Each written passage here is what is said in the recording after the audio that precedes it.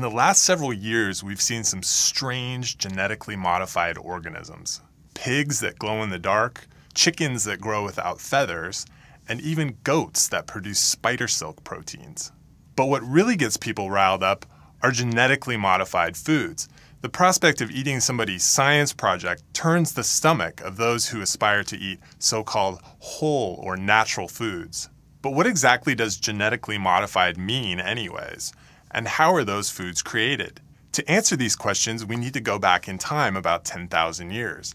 That's when people first started domesticating animals and cultivating plants for food. By picking organisms with desirable traits and mating them together over and over again, people were able to mold species to meet their dietary needs. The classic example is corn, which started out as a tropical grass called teosinte, with small, nearly inedible kernels. Over thousands of years, ancient farmers in Mexico transformed the grass into the delicious, starchy treat we like to eat today.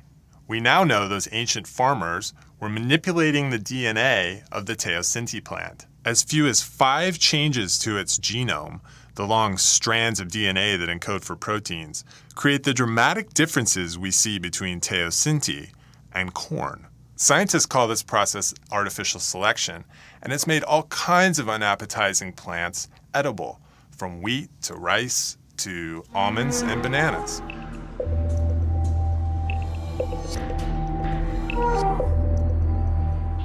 In the cowshed, the man in charge of the beef herd is Patrice Lobe. He's a big fellow. Am I all right? He's quite big, huh? He's 160 meter tall, yeah. If I saw a man like that, yeah, but I wouldn't get this close to him, I don't think. I would think he was on steroids or something. I'd think he was a bodybuilder. It is 100% natural, whereby, let's say, within so many generations, our breeders have taken the best of the best, or the more muscle of the more muscle. We moved from a normal classical type of animal, and then we select that sort of animal based on the double muscle. And when you say double muscled, do you mean it has 2 of every muscle? No. Because it looks like it does. Absolutely. In almost, it has exactly the same type of muscle than any other breed, except that in terms of quantity, each of these muscles is by far more developed. Right.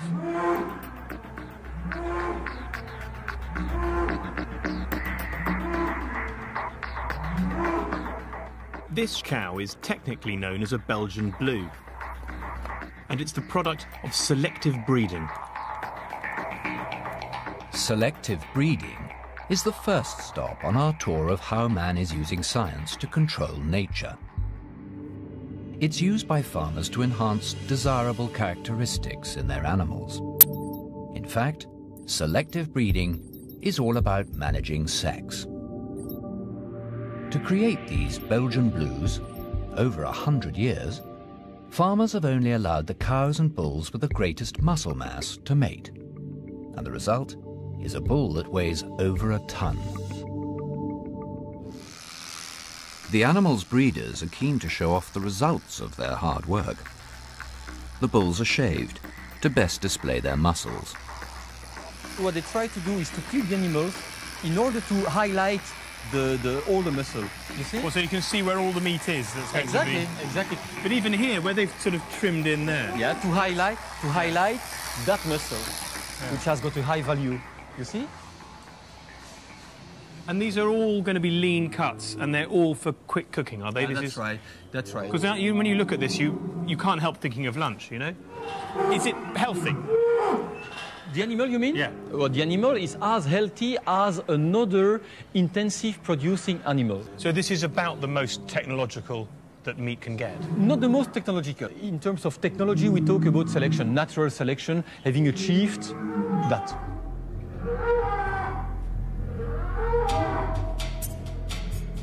So what is the science behind the Belgian Blues?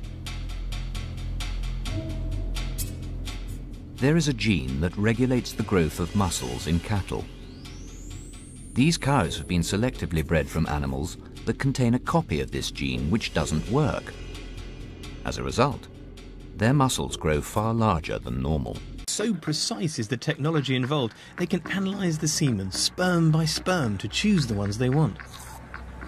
So this is What, this is testing the sperm count? That's a sperm analyzer. It's now checking, let's say, the quality of the sperm we have been collecting this morning. Green is good because you see that they are very, very mobile and they are looking forward to move towards the eggs. And these are not especially muscly sperm? Don't you find that they are very muscled? Well, they look impressive to me, but I've never seen any other bull sperm. No. Visually, you won't see any difference. There is no way to find any difference between the bovine, the equine, and the other species, no. Right. What's different about modern genetically modified foods is the speed and precision with which we can make changes. Now, instead of selectively breeding for traits, we can go directly to the DNA responsible, snip it out, and transplant it into newly developing plants and animals. If these snippets come from the same species, scientists call the new organism cisgenic. Cis means the same. But if the DNA comes from a completely different plant or animal, scientists call the new organism transgenic. Trans means to cross. Those fluorescent pigs, they glow green because they contain a gene from a luminescent jellyfish. And in the last 20 years, we've begun to see the food equivalent. Corn that makes bacterial toxins poisonous to pests, tomatoes that make the antifreeze proteins from fish, and even cows that produce human milk.